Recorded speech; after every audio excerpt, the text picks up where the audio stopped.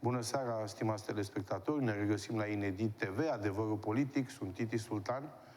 Încă nu s-a finalizat numărătoarea totală a voturilor, dar, după alegerile parlamentare de ieri, discuțiile sunt deosebit de interesante, pentru că socotelile președintelui României, domnul Klaus Iohannis, împreună cu Partidul Național Liberal, USR Plus și chiar PMP, nu au avut un rezultat scontat, așa cum gândiseră și pentru care se grăbiseră cu toată răspunderea de a trece peste orice, inclusiv peste starea de sănătate a populației influențată efectiv de COVID-19, pentru a putea avea loc alegerile parlamentare la termen. Până în acest moment în care noi suntem în platoul Inedit TV, vreau să vă spun că în momentul de față Partidul Social-Democrat a obținut un scor destul de bun, între 30 și 31%, urmează Partidul Național Liberal cu un 25-26%, repet, nu s-a finalizat numărătoarea totală a voturilor, deci nu avem rezultatul final de la Biroul Electoral Central. Urmează apoi USR Plus, undeva 15-16%, peste 9% a obținut Alianța pentru Unirea Românilor. Iată o surpriză care conduce la ideea că în România încă mai există cetățeni români cu drept de vot care mai cred în schimbare. Urmează apoi o pauză, pentru că PMP, Partidul Mișcarea Populară, încă nu știm dacă au... Bine, UDMR-ul în mod evident. De această dată are un 7, ceva la sută, aproape de 8%. Pauză însă, din punct de vedere a unor partide obișnuite să participe în activitatea parlamentară, mă refer la Partidul Mișcarea Populară și la Partidul Pro-România.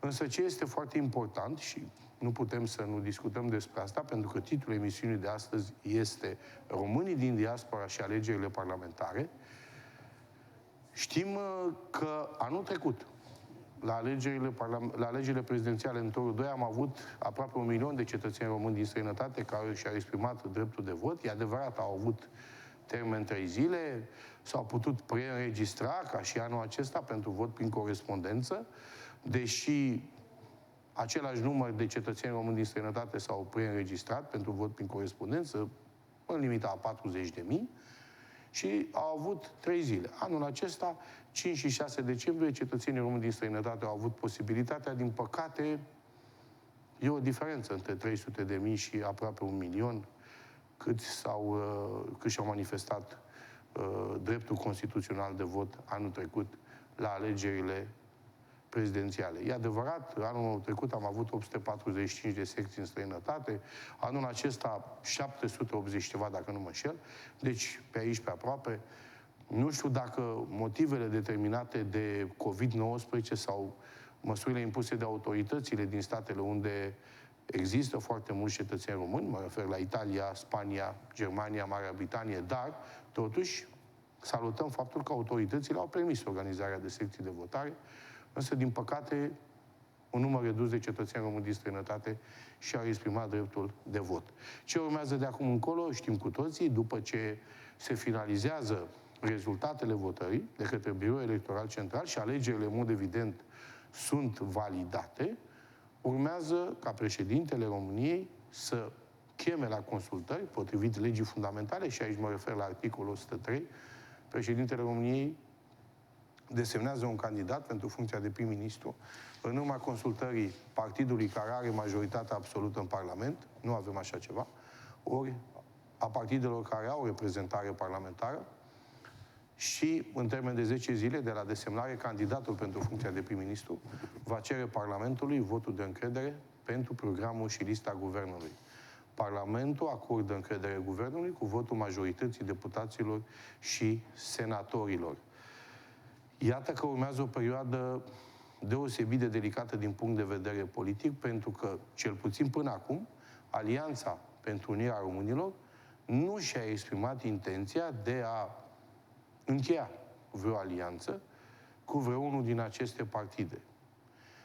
Pe foarte multe posturi de televiziune și mijloacele mass media s-a vehiculat această comparație, cum că Alianța pentru Unirea Românilor este, de fapt, o prelungire a Partidului România Mare, în sensul că aceștia n-au intrat la guvernare, dar au constituit o voce, au luat atitudine față de anumite manifestări care s-au exprimat împotriva cetățenilor români și a statului român, sau cel puțin care se preconiza că s-ar fi putut să se întâmple.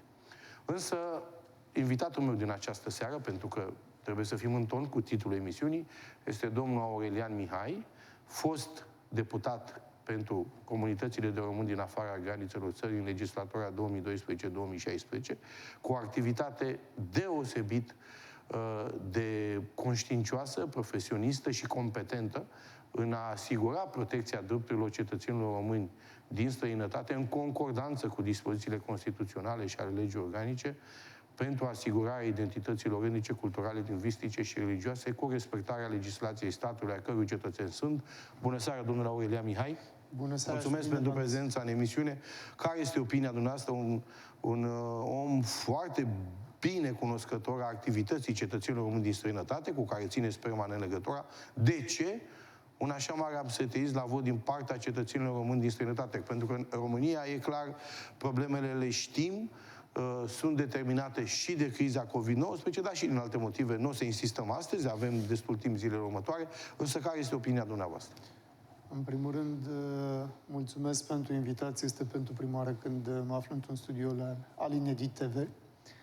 Iar acum, referitor la întrebarea dumneavoastră, pentru că am și trăit 11 ani și ceva în afara țării, bineînțeles că, fiind și fost parlamentar pentru diaspora, reprezentant al românilor direct, ales din cadrul Comunității pentru Români de pretutindeni, sigur că am menținut acest dialog cu cetățeni, cu numeroși cetățeni în ultimii ani, chiar dacă nu mai fac parte din Parlamentul României.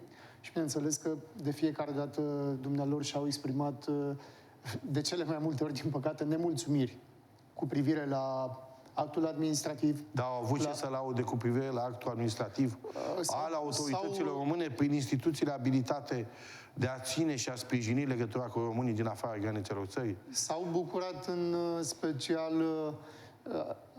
pentru că după 2016, prin legea 1, au fost eliminate taxele consulare. Adică... Nu datorită dumneavoastră. Nu pot să spun asta. Bine, S-a început în 2014. Păi, spuneți, pentru că e foarte important. S-a început în 2014, după ce am militat în Parlament și am reușit eliminarea unor taxe consulare. Și o să aduc aminte mereu taxa aceea ingrată, adică în România nu plătești nimic pentru un certificat de naștere și românilor din afara granițelor țării. Le plătiți bani.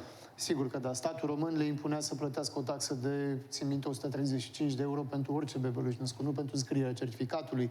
La asta se adunau și alte taxe, cheltuieli pentru traduceri și așa mai departe.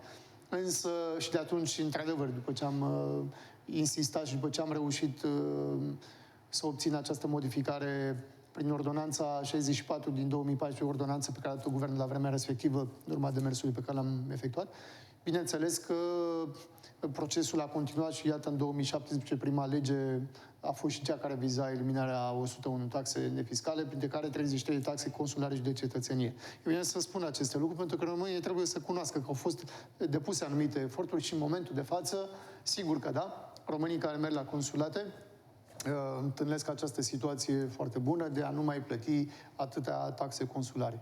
Majoritatea serviciilor, din câte știu eu, sunt gratuite, oferite de statul român. Dar românii s-au plâns în continuare de anumite aspecte care privesc modul în care actul administrativ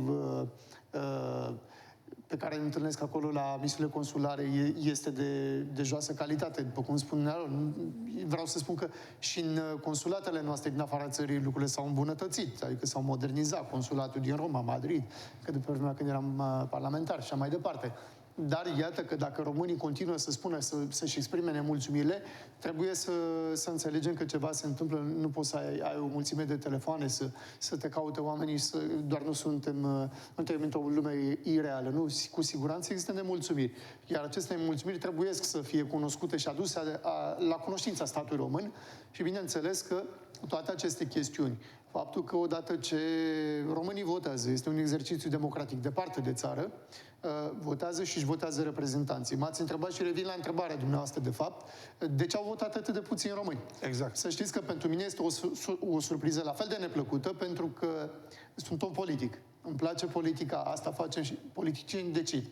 Atunci când se află la guvernare, din păcate eu în nicio zi din acel mandat n-am apucat să mi-aduc aportul pur și simplu în administrația centrală și nici după aceea, dar m-am bucurat de fiecare dată când un român din afara granițelor țării a devenit fie parlamentar sau prin votul exprimat de cetățeni, liber și democratic, fie atunci când i-am găsit în instituțiile publice care au, bineînțeles, un rol pentru românii de pretutindeni, atribuții, spunem noi.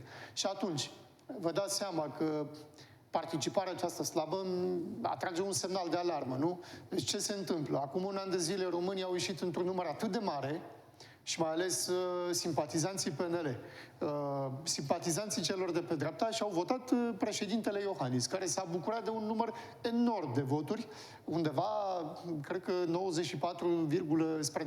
Exact. Din cele e un lucru pe care noi nu l-am mai întâlnit. Da. Eu, de exemplu, am fost votat de românii în afara granițelor țării în 2012, când am obținut mandatul parlamentar, cu 33% și ceva, nu? Din numărul procentual. Da. Din numărul total de voturi exprimat în Colegiul 1 Europa de Vest, din circumscripția 43, diaspora. Asta înseamnă că acolo unde eu am trăit în Spania, am primit 60% din sprijinul votanților. Adică 60% din români m-au votat. Undeva în sudul Spaniei, țin minte, Rochetas del Bar, și mulțumesc și acum echipei de atunci și românilor care au dorit să-mi acorde încredere, am fost votat cu undeva la 67% dintre alegători. Ce se întâmplă? Se întâmplă că românii vor să voteze. Au venit în număr mare la vot și atunci au venit și anul trecut, s-a votat președinte. Din păcate n-am avut să spunem, un succes similar în acest an, unde, iată, o pătrime, că este o pătrime din totalul voturilor de anul trecut, îl întâlnim acum. Oamenii fac întotdeauna diferența și se gândesc, da, dar ce a fost acum 4 ani, acum 8 ani, acum 12 ani? Oameni buni, evoluăm. Nu trebuie să ne gândim ce a fost acum 4 ani, trebuie să ne gândim că anul trecut au fost 2 serii de alegeri. Odată alegerile europarlamentare cu 370 sau nu știu câte mii de votanți în diaspora. Da. Deci oamenii au votat, am fost și eu la Madrid și am votat atunci. Deși n-au avut 3 zile să voteze și n-au avut posibilitatea de a vota prin corespondență. Nu, este deci adevărat, au votat numai la secțiile de votare. Eu am fost prezent la Madrid în primăvara anului trecut, într-o scurtă vizită și, bineînțeles, că am votat și eu. Am prins exercițiul electoral pentru alegerile eurodeputaților, nu știu, și am stat la rând 3 ore undeva în apropierea casei mele din centrul Madridului. La vremea respectivă am locuit 7 ani de zile. M-am întâlnit cu foarte mulți români pe care îi cunoșteam, dar îi cunoșteam înainte de a intra în politică. Și spuneam, voi, uite, ne întâlnim după atâția ani de zile și stăm la rând să votăm pentru statul ăsta român care ne reprezintă pe noi. Și, bineînțeles, ulterior la alegerile parlamentare, care au fost tocmai ieri și alaltăieri, s-a produs acest dezastru. De ce spun acest lucru? Pentru că avea o diferență de, eu știu, poate undeva 700.000 de voturi, nu greșesc. Este o diferență colosală, nu? Și este rezultatul, de fapt, tabloul unui eșec. Adică dialogul între politicienii români și cetățeni este aproape nul. Tocmai de aceea o să încercăm prin telefon să intrăm în direct cu un candidat din partea Partidului Național Liberal pentru... Liberal? Da, pentru circumscripția electorală 43 diaspora. Vom vedea dacă va răspunde. Dacă nu, o să încercăm și cu altcineva din Danemarca. Dar întrebarea mea este totuși, credeți că dublarea numărului de parlamentari pentru cetățenii români din străinătate ar fi benefică, așa cum se discuta, sau pur și simplu a fost o idee populistă, deși din punct de vedere al reprezentativității, evident, comparând cu norma de reprezentare din România, se impune. Dar din punct de vedere a modalității, bine, nici în România nu se întâmplă mare lucru, să spunem că parlamentarii țin legătura cu cetățenii români și încearcă să le rezolve o parte din problemele cu care se confruntă sau, eu știu, propun proiecte legislative sau proiecte de lege care să fie în folosul cetățenilor români. Nu, din păcate, sau statului român. Însă, cei 4 deputați și cei 2 senatori care sunt aleși în circumscripția electorală 43 și care ar trebui să reprezinte interesele și să sprijină legătura cu românii din afara granițelor țării, numai că îl avem pe domnul Dina prin telefon. Bună seara! Cunoscut meu. Bună seara, domnule Dina! Bună seara dumneavoastră, ascultătorilor și spectatorilor dumneavoastră și atât invitaților. Am o întrebare, pentru că de asta v-am și abordat telefonic.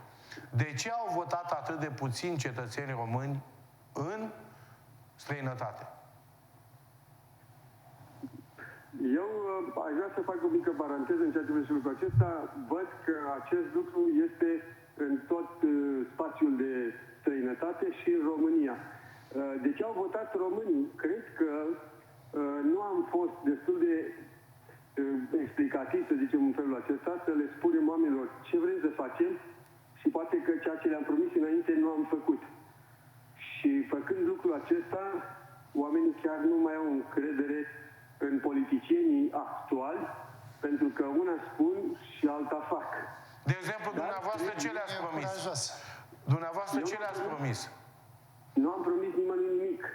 Eu aveam un plan în ceea ce privește campania electorală și ceea ce vrem să ducem către Parlamentul României, dar în special eu nu promit niciodată nimănui decât proiectele de lege care urmau să fie tratate în cadrul Partidului Național Liberal și după aceea duse în Parlament după preavizul, să zicem, sunt persoana de aprobare înainte cu celelalte partide și proiectele pe care vreau să le facem pentru diaspora, am și propus lucrul acesta, să fie venite din partea tuturor parlamentarilor de diaspora, pentru că atunci partidele celelalte să nu pot spune că nu este proiectul nostru sau este proiectul partidului X sau partidului celălalt.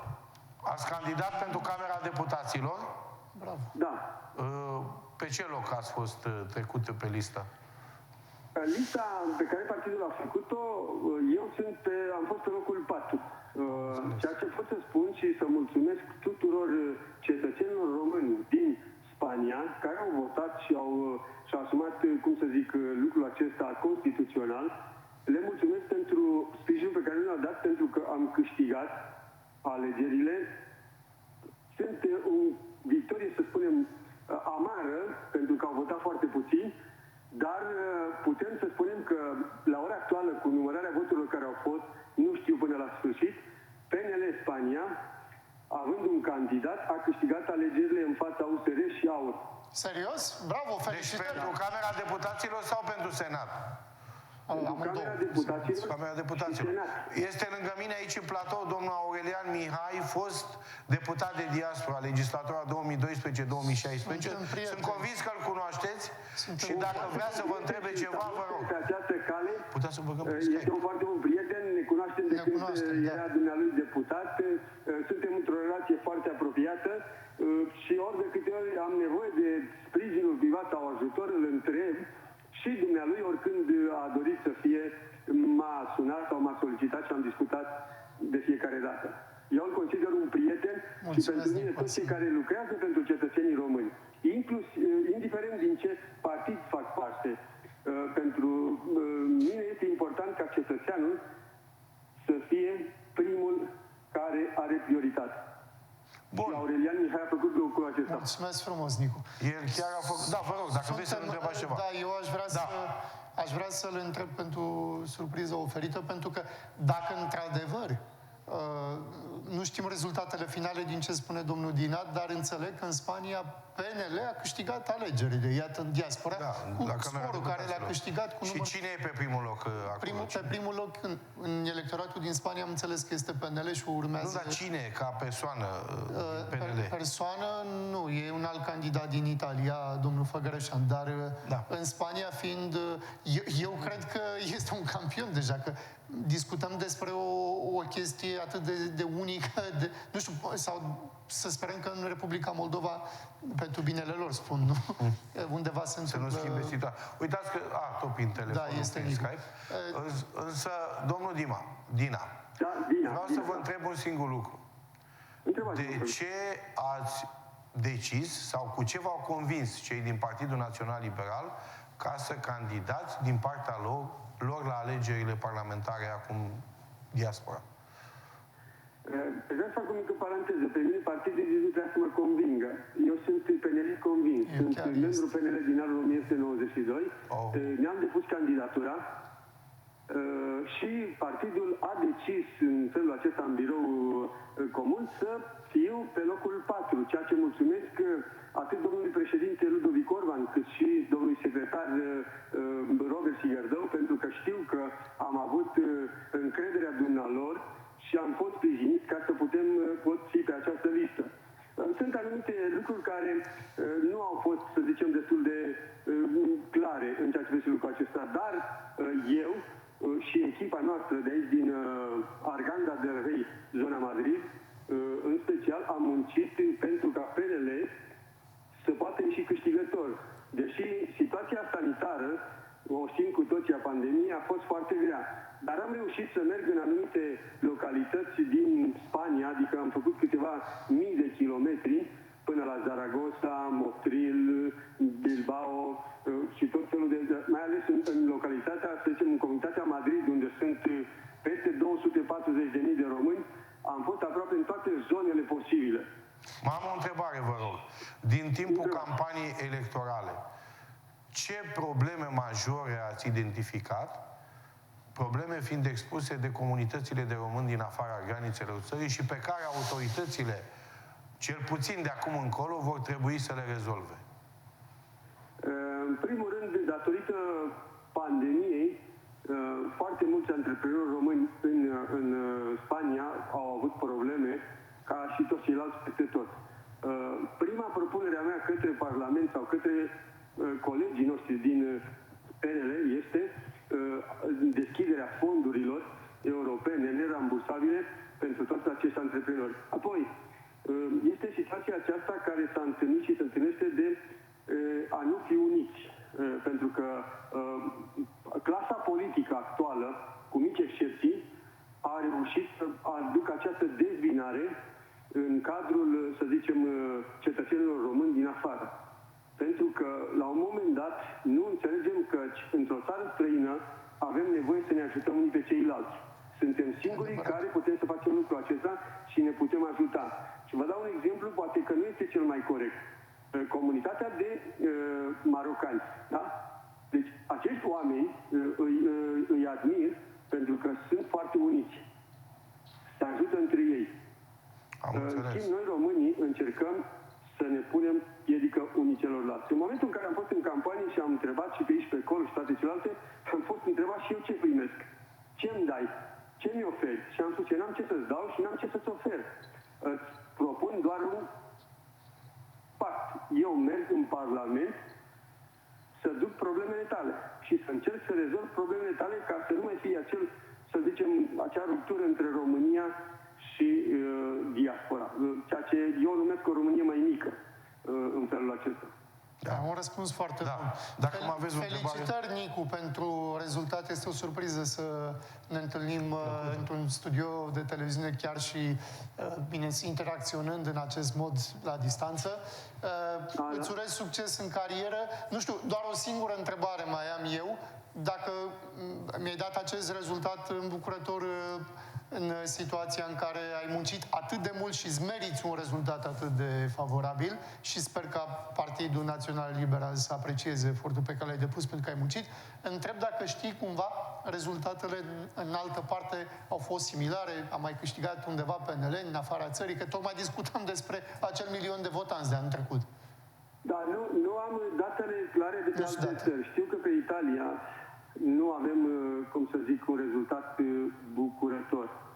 Am pierdut în fața AUR și Plus și mi se pare... Da, AUR este revelația acestui. Da?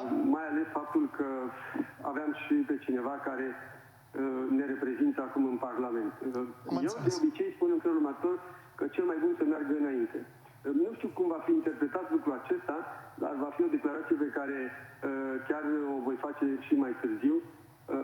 Eu apelez la demisia de onoare a celor care au condus până acum PNL Diaspora trimis acest carnagiu din partea celor două partide. Pentru că nu pot să accept că având candidați foarte buni, să spunem în felul acesta, am pierdut alegerile doar pentru că nu am făcut ceea ce am promis de acum un mandat, 2 sau 3. Situația este destul de, să spun, nefavorabilă, dar cred că PNL Diaspora, la nivel de diaspora, va avea un rezultat destul de bun. Chiar dacă nu vom fi pe primul loc, dar destul de bun. Vă urăm succes. Mulțumim mult, succes și sper că să ne mai auzim și cu altă ocazie sau cel puțin să ne vedem și pe Îmi pare Skype. rău că nu am putut să fiu în emisiune la dumneavoastră pentru că situația nu ne-a permis, pandemia și apoi campania electorală în care eu am fost prins foarte mult, am discutat-o noi și atunci nu mi-a permis să pot ajunge la București, dar sper să ne cunoaștem cât de curând. Salutări și multă sănătate celor pe care îi cunosc din Arganda de Rei și comunitatea Madrid, cu prietenii noștri comuni și, bineînțeles, comunității noastre de acolo. În Arganda de Rei, care se află la 29 de kilometri, dacă nu mă înșel, de Madrid, trăiesc cu foarte mulți români. Peste 15.000 de români. Peste 15.000 de români într-o localitate de 52.000 de persoane. Asta voiam să Deci, spun. comunitatea românească este un 38-40% din populația de aici. Dacă ar fi uniți, cum a spus acest om, ar avea și primar acolo. Corect. Da, dacă ar fi uniți, am spus lucrul acesta și vom face în următorii ani care ne-au rămas lucrul acesta, pentru că actualul primar, care este din 3-4 partide socialist, are 9.040 de voturi. Gândiți-vă, 15.000 de români. Da, avem nevoie sigur. de 10.000 de voturi să luăm o majoritate absolută și să putem guverna un oraș. Viitorul Da, nostru mulțumim proiect. mult pentru prezența, pentru intervenția telefonică, toate cele bune. Ce aș vrea eu să Seară punctez? bună tuturor. La revedere. Mulțumim. Salutări. Rog regia să încerce să mai intre în contact telefonic cu domnul Dan Tănasă, dacă se poate, de la AUR. Vă rog. Sigur. Am ascultat o declarație politică. Este prima cerere de demisie din PNL, din câte am înțeles, după alegeri. Cine sunt reprezentanții sau conducerea PNL Diaspora? Este formată din oameni de bine, nu? Este acolo domnul senator Viorel Badea Richard, Badea. E la al treilea mandat sau câtelea? Patrulea, dacă îl Candidează pentru al patrulea mandat și... Mă rog, e problema lui internă, nu e problema Este o problemă noastră. internă în organizație, sigur. Și vom vedea. Deci, s-a cerut o demisie. Da, am înțeles. Haideți să mergem mai departe. live, adică direct. Cineva de la ei din partid. Ok. Asta înseamnă că este un semn bun pentru democrație. Să sperăm. Vă rog. Cum vedem însă în perspectivă, din punctul nostru de vedere, relația dintre instituțiile statului, instituțiile cu competență în asigurarea unei relații de, eu știu, ajutor, de promovare a intereselor cetățenilor români din străinătate, în contextul actual al următoarei legislaturi, când, practic, exact cum a spus și dumneavoastră, pe plan politic, revelația este Alianța pentru Unirea Românilor. Îi felicităm și pe dumnealor. Nu prea s-a schimbat mare lucru și nu erau perspective. Totuși, e de bun augur, zic eu, din punct de vedere politic, pentru că e nevoie în Parlament și de o altă forță politică care să aibă totuși atitudine atunci când se produc derapajele instituționale și nu numai. Care e opinia dumneavoastră? Trăim într-un stat democratic. Da. Acolo unde presa, mă rog, influencerii, nu presa întotdeauna are dreptate. Influencerii, nu?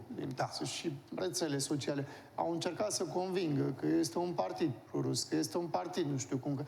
Noi, acolo unde, știți ce s-a întâmplat?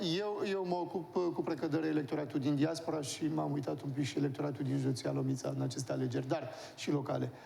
În schimb, mai mult diaspora, că sunt focusat pe această idee și am expertiză, dar acolo unde alții au văzut tot felul de scuze, ca să spun că astea sunt scuze, trebuie să ne înțelegem, eu am văzut foarte multă muncă de echipă în acest partid. Alianța pentru Uniunea Românilor. Da. Cu siguranță cei care au pierdut alegerile în diaspora vor arăta cu degetul și vor spune acolo e Putin, acolo e, nu știu, de pe Marte, de pe Lună, nu știu cine. Nu, oamenii ăștia au muncit. Cred că i-am văzut cu toții peste tot, și la gurile de metrou, și în diaspora, pentru că îmi spuneau oameni, Aurelian, tu nu știi ce se întâmplă în Italia, în Spania. Și aflu acum, acest om, nu știu, e o minune că este pe primul loc. A muncit enorm Nicu Dina în Spania și a câștigat. Vreau totuși să spun un lucru foarte important. Este ceva nou. Până în momentul în care, aseară sau spre dimineață mai clar, AUR a ieșit la liman cu procentul pe care l-a obținut, în sensul că a devenit partid parlamentar, deja au început să vorbească despre ei ca și cum până atunci n-ar fi existat. Și de ce spun asta? Nu că li s-a interzis de către cineva anume, dar, exact cum a spus dumneavoastră puțin mai devreme, fiind catalogați ca oameni cu atitudine apropiată de cea a Partidului România Mare, deși Partidul România Mare nu a procedat antiromânesc sau, știu eu, fiind extremist sau ceva de genul.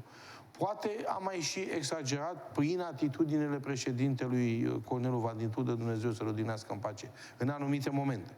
Dar a fost un partid de atitudine și pentru România, un partid patriotic, naționalist, de interes național și așa mai departe. Au încercat să scoată în evidență, până la aceste alegeri, tot ceea ce înseamnă exponent negativ al atitudinii AUR, în special a lui George Simion, nu mai vorbim de Diana Șoșoacă și așa mai departe. De la Iași și alți membri. Candidează la Iași. Da. Însă, iată, în acest moment, televiziunile încep să-i caute. Nu numai televiziunile, liderii politici încep să-i caute, să-i cheme la discuții. Nu ca să laud Inedit TV, dar noi, Inedit TV, vreau să spun, că am chemat, nu i-am promovat, am chemat reprezentanți ai AUR în cadrul emisiunilor ca să vedem modalitatea lor de gândire și pentru a încerca să determinăm în ochii cetățenilor români cu drept de vot că trebuie să iasă la vot, nu ca să voteze AUR, ci ca să-și exercite acest drept fundamental. Pentru că de 30 de ani oscilați între PNL, PSD, când aveau majoritatea, când celălalt mai greu apelau la UDMR, dar apelau. Nu exista atunci USR Plus, nu exista PMP-ul, ei erau practic cei care dădeau ora exactă în Parlamentul României. În acest moment, iată că s-a produs această situație în care acest partid antisistem, pentru că ăsta este ce să zic, necompetență, pentru că ei sunt un partid antinepotism, anti-promovare în funcții publice din ordine politice și așa mai departe. Vom vedea dacă acestea nu rămân decât la stadiul de lozinci sau dacă în Parlamentul României vor duce această luptă pentru a putea determina o schimbare din punct de vedere a instituțiilor statului, mă refer aici în special la competență.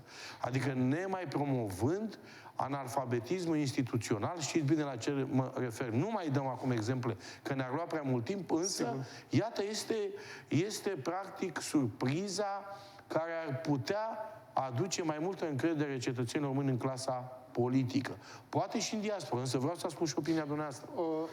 Viața politică, experiența m-a obișnuit să nu mai judec la prima vedere, să dau timp. Nu? Corect. Și atunci... Așa a început și USR-ul. Țineți minte? Da. Vai, câți au votat. Eu am apreciat. Vai, n-am mai făcut politică, facem. Din păcate, sincer, o decepție. Până acum. În anumite cazuri și multe, în anumite cazuri, Ce se întâmplă? AUR, cu siguranță, este asemenea unui bebeluș. Acum intră în Parlament, primii pași, începem să-l lovim. Stați un pic, să vedem ce se întâmplă. Ce proiecte de legi vor înainta în Parlament? Ce propuneri de proiecte pentru modificarea anumitor legi existente? Îi vedeți în opoziție? Mi-e greu să spun, pentru că nu sunt Claus Iohannis, președintele României. Nu. Pentru că ei până acum, cel puțin până în acest moment, și-au manifestat dorința de a nu încheia nicio alianță cu nimeni.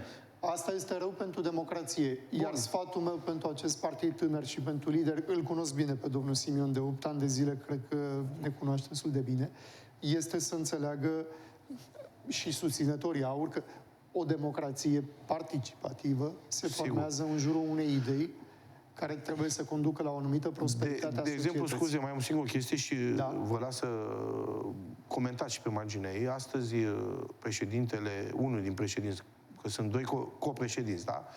George Simion și Claudiu Târziu. Așa. și-a manifestat în mod public, cel puțin înainte de a începe activitatea parlamentară și de a fi validate mandatele și de a se încheia rezultatul alegerilor, că AUR va milita pentru modificarea Constituției în sensul în care partidele etnice să nu mai facă parte din Parlamentul României. Aici e o problemă destul de delicată. E vorba de interpretare constituțională și o să explic de ce și cu asta închei. În Constituția României, la articolul 62, spune foarte clar că cetățenii aparțin minorităților naționale, care nu întrunesc în alegeri numărul de voturi pentru a fi reprezentate în Parlament, au dreptul la un mandat de deputat în condițiile legii electorale, adică legii 208 pe 2015.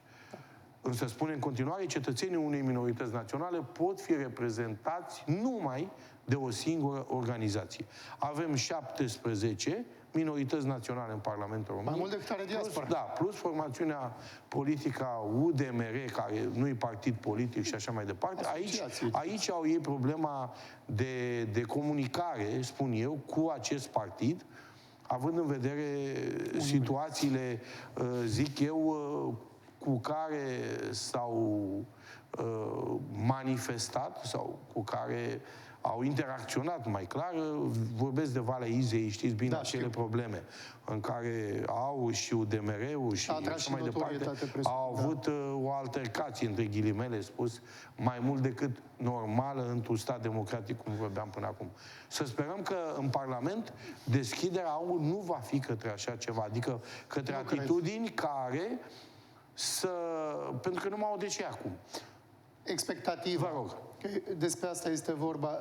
Eu chiar am conspectat, am urmărit programele partidelor politice și să știți că undeva, cel puțin între primele Și o să mai întreb un lucru și spuneți. De ce credeți că AUR a obținut un scor atât de mare? Ce a determinat votul cetățenilor români? Vă rog. Doar să spun că în câteva puncte sunt foarte de acord cu ei. Oamenii militează pentru prezervarea și pentru apărarea drepturilor românilor, nu? Bineînțeles că sunt pentru protejarea identității naționale. Militează, în primul punct, mi se pare, pentru unirea cu teritoriile istorice. Lucru care și eu. Apropo, dacă vedeți pe undeva trecând prin România, nu? Și vedeți, Basarabia e România, George Simion și acțiunea 2012 și tinerii Moldovei și foarte mulți români care au fost integrați. Știm bine că situația stă cu totul altfel. Măcar încearcă, Iar unele dintre puncte, de exemplu, articolul 48 din Constituție, conservatorism, sunt lucruri foarte bune pentru noi. Și eu am militat și militez pentru așa ceva, dar sper să nu cădem în panta aceea extremismului, iar Uniunea Democratia Maghiară din România să înțeleagă că există loc și în democrația românească pentru partide, sigur că pentru a lupta pentru idealurile acestui popor. Destul de bun, aproape 8% au. Cred că și peste 9 din ce am văzut înainte să vin la emisiune, dar vom vedea datele finale central. Și cu siguranță, AUR își va dovedi măestria, fie va rezista, fie va crește. Pentru că de dispărut nu cred că vor dispărea atât de rapid la acest scor. Au învățat ceva. Poate se vor întări. Au învățat ceva. Ceea ce ar fi de dorit, pentru că am crezut cu toții și probabil și dumneavoastră că atunci când a apărut USR-ul, ca, eu știu, un partid care să poată să intervine între cele două partide care au dominat viața politică românească, PNL, PSD, s-a crezut atunci că se va crea o forță politică care, eu știu, să poată să limiteze anumite ingerințe în activitatea instituțiilor. S-a crezut. Nu. Uniunea Salvați USR Plus, acum mai nou. Plus. Din păcate pentru mine, pentru că sunt foarte mulți oameni pregătiți acolo și tineri și așa mai departe, părerea mea că este un partid de declarații politice. Cu câteva excepții și să-i vedem la guvernare acum. Să vedem și AUR, dacă nu rămâne tot la stadiul ăsta. Evident. Deși ei, acum sincer și chiar închei, au dus o campanie electorală extraordinară, în care nu mă refer doar la mijloacele de comunicare pe internet, Facebook și așa mai. Mă refer însă la... Au fost activi, au muncit. Au fost foarte activi pe rețele de socializare și mai mult decât atât, îl vedeam de multe ori pe George Simion cu acel program al lor, că avea un program de guvernare. Și îl cunoștea, unul din puțini lideri care își cunoaște programul de partid. L-am văzut la un moment dat, era... pe Valea Prahovei, când împărțea acea carte la cei care, din cauza traficului intens către Valea Prahovei, eu zic înainte de 1 decembrie, el împărțea acele hârticele, făcând live-ul și spunând, domne, uite ce înseamnă România celor 30 de ani de democrație, uitați ce cozi la mașini, se ducea în fel de locuri și scotea în evidență aspectele negative pe care le întâmpinăm de 30 de ani încoace, fără niciun fel de rezolvare. Competența pe care o au și ce vor face Parlamentul României, dar vă spun de ce au fost votați în diaspora, pentru că au existat și partide politice în diaspora. Este cazul PNL, îmi pare rău să spun, care au avut candidați care nu au trăit în comunitățile de români de pretutine. Cum să te duci cu oameni, să deschizi lista, să dai un astfel de semnaj? Nu știu, n-am cercetat atât de profund. Dacă au trăit măcar un an de zile, eu știu că nu. Dar candidații AUR sunt cei care au trăit efectiv acolo? Candidații AUR, da. Candidații Stăneșel de la Șaramet de la Pro-România. Candidați foarte buni. Păcate Pro-România n-a intrat. Dorin Coman, îl cunosc din PMP, Italia. Nicudina, am vorbit cu el, de la PNL Spania. Din PSD, Nicoleta Istrate și cojocarul Emil sau Emanuel din Italia.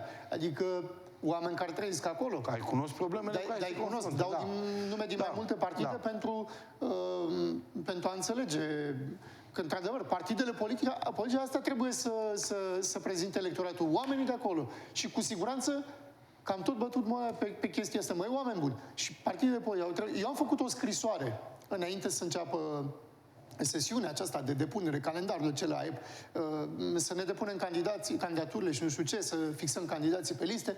Am trimis scrisori către ALDE, către Pro-România, către PSD, către PNL, către USR Plus, către PMP, ca să avem doar candidați din diaspora, dovediți, trăiți din diaspora. Din păcate, PNL nu a ascultat. Și iată rezultatul. În plus, se cumulează toate aceste nemulțumiri ale românilor de pretutindeni, deficiență în actul administrativ la misiunile consulare. Că or fi, că acum n-am mai cercetat. Dar dacă mi-au spus, înseamnă că există ceva. Există. Depărtarea aceasta de casă. O chestiune pe care eu am sesizat-o. I-am prins undeva pe cei de la PNL diaspora la o nuntă de partid din Italia. Îmi pare rău, dar asta este realitatea. S-au dus pe banii statului în condiții de pandemie. Și să nu uităm cum au acționat autoritățile române față de românii din străinătate când au vrut să vină acasă de sărbătorile pascale, în condițiile în care tu, în turul 2 de scrutin la alegerile prezidențiale, diaspora, ai votat 1 milion de cetățeni români acolo pentru PNL. Dar nici n-am stat la discuție. Ți-ai aranjat nu știu ce întâlniri pe acolo și tu te duci la o nuntă și de partid și în plină pandemie, când ăia suferă, săracii, oamenii ăia din diaspora și în sudul Italiei, e sărăcie mare, domne. Pe banii statului, nu s-au dus. Nu s-au dus pe bani privați. Că s-or mai fi dus după aia pe banii lor, e altă problemă. Că i-am prins, că dacă nu-i prindeam, poate că se mai duceau. Merg până în instanță cu treaba asta, pentru că avem toate probele. Vreau să știu și eu, unde-s biletele de avion? Cine le-a plătit? Statul român, adică noi, românii. Eu n-am făcut așa ceva cât am fost în mandat. Nici alți colegi n-au făcut. Și iată că electoratul a decontat acolo, în Catania, în Sicilia, aseară, AUR avea 83 de voturi, PNL doar 38, mi se pare invers. Este o realitate. Mi se pare USR 14 sau 16. PMP 7 sau 8. Electoratul te sancționează dacă nu e serios. Și s-a întâmplat nenorocirea asta. Cu candidat din Italia la Camera Deputaților. Să ne înțelegem. Oamenii nu dorm. Pentru că dacă ar fi avut motive întemeiate, pentru că dacă actualii parlamentari de diaspora, cei care au fost și la guvernare și care au avut partid la guvernare și așa mai departe, cu instituție, cu DRP-ul după ei și așa mai departe, dacă ar fi menținut un dialog constant, dacă ar fi militat politic toți acești ani, cu siguranță ar fi avut spre 1 milion de voturi, iar acum numai PNL și USR ar fi împărțit cam 900.000 de voturi și cât de bine le-ar fi fost, nu? Dar mai ales PNL, pentru că președintele Iohannis a scos aproape 1 milion de voturi acum un an de zile. Unde e diferența asta? E o diferență de 700 și ceva de mii de voturi? Da. Dar între PNL și ce a scos președintele Iohannis e o diferență de vreo 900 de mii de voturi. Cum mai stăm de vorbă?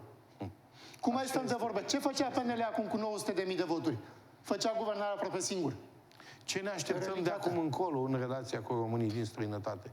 Credeți că noi parlamentari, cei 4 deputați și 2 senatori, o să fie serios cei care intre să luptă pentru interesele românilor din diaspora. Pentru că n-ai voie să fii în Parlament până nu le rezolvi oamenilor problemele. Eu n-am putut să dorm atunci. Și alți colegi au trăit aceeași experiență, poate. Dar în momentul în care românii ți acordă încredere și vrei să faci politică, te rup de tot. Și faci politică pentru ei, nu dormi. Până când nu vezi, vorbesc figurativ, metaforic, până când nu vezi că ai rezolvări, faci orice este omenește posibil și vă spun eu, chiar și din opoziție, când lupți pentru români, când lupți pentru cei care te susțin și pe care îi reprezinți, obligatoriu vin și rezultatele. Nu se poate. Viața politică nu cunoaște opoziție sau putere. Viața politică cunoaște luptă. Și atunci când oamenii se agață de o speranță și de tine, cel care îi reprezinți, și cel căruia îi dau voturile, îi dau această susținere politică electorală, acești oameni își pun o speranță și tu ești obligat să aduci niște rezultate pentru ei.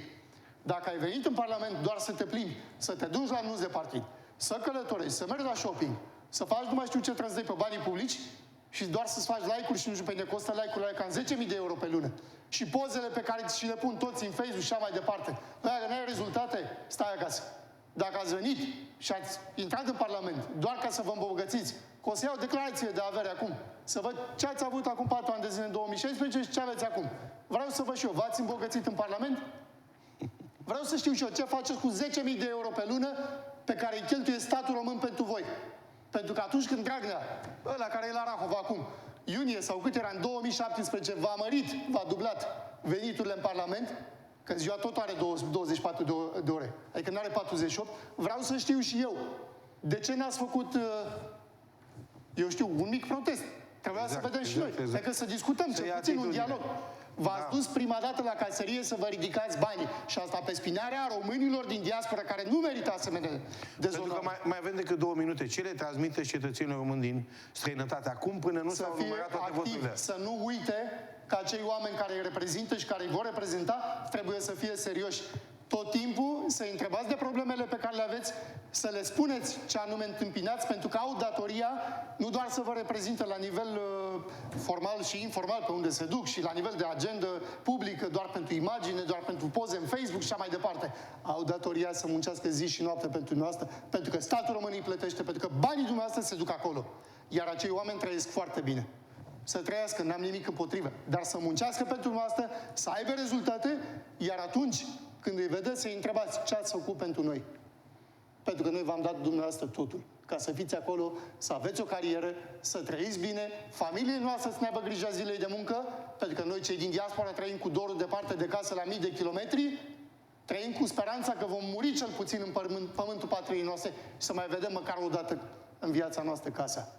În pandemia asta ați suferit foarte mult. Nu meritați dezonoarea asta care se întâmplă. Nu meritați decât respect, iar parlamentarii de diaspora să muncească pentru noastră. Și bineînțeles, politic, nu dublarea. Să avem un număr de parlamentari așa cum diaspora merită. Da. Mulțumesc mult pentru prezența în emisiune, însă vreau să vă mai întreb un lucru. Cum vedeți noua configurație politică a Parlamentului, fiindcă mai avem un minut și jumătate?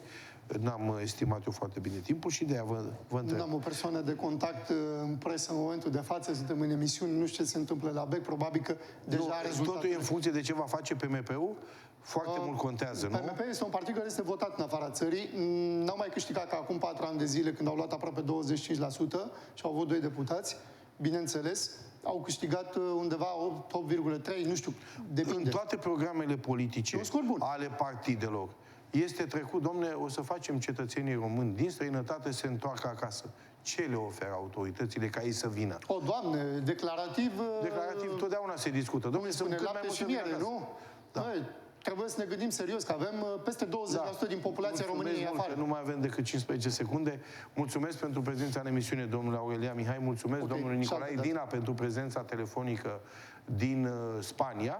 Mulțumim telespectatorilor care ne-au urmărit în această seară. Să sperăm că va fi bine pentru România și faptul că urmează acum foarte multe discuții în legătură cu formarea unei majorități, dacă se va ajunge acolo, și sperăm să fie o majoritate în interesul statului român și pentru a produce stabilitate în România și în afara granițelor țării. Toate cele bune, mulțumim pentru prezența în emisiune, toate cele bune.